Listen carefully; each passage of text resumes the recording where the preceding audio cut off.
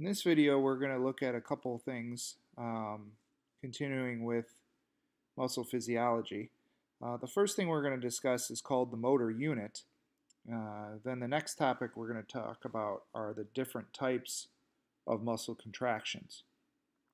A motor unit, by definition, is a motor neuron and all of the muscle fibers or cells it supplies.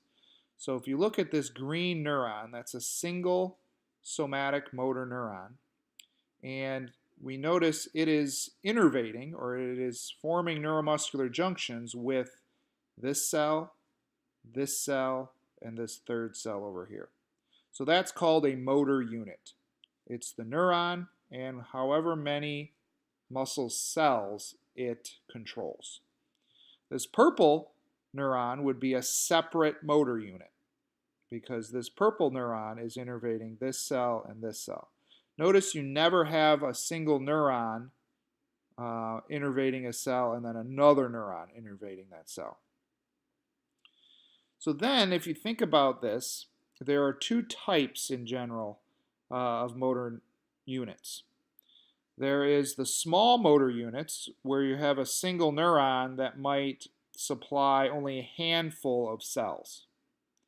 These are found most often in very fine movements or very precise movements. So for example, your fingers and the muscles that move your eyes have to be very, very precise.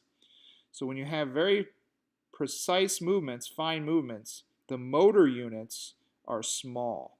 The neurons control very few cells, so you can make very fine adjustments to the motions.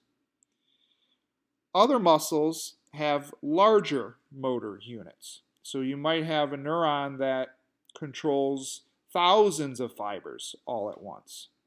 This is used more in the large weight-bearing muscles, like the muscles in your thighs, the muscles in your hips, where they need to have stronger muscle contractions, but they don't have to be as precise. So these are the two types of motor units based on what that muscle needs to do. Does it need to be more precise and fine movements, or does it have to be stronger muscular movements? The next topic we're going to discuss are the types of muscle contractions. In general, there are two types. There's isotonic, which are going to be both of these, concentric and eccentric. And then there's isometric. Isotonic refers to the fact that the tension or the force of the muscle contraction that develops in the muscle causes the muscle to change in its length. So the key here is, in both of these types of contractions, concentric and eccentric, the muscle is changing its length. And when you change length, obviously the movement occurs. Okay? So then what's the difference between concentric and eccentric? Concentric contractions occur during which the muscle shortens and does work, like picking up a tray of food. Eccentric, the contractions during which the muscle lengthens while it is generating work, pulling down a food tray. So notice that concentric, the muscle contractions are working against the load, if you will.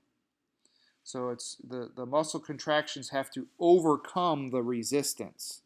So that book, due to gravity and the weight of the book, is forcing the movement down. When you're concentric, you're going against that resistance and causing movement.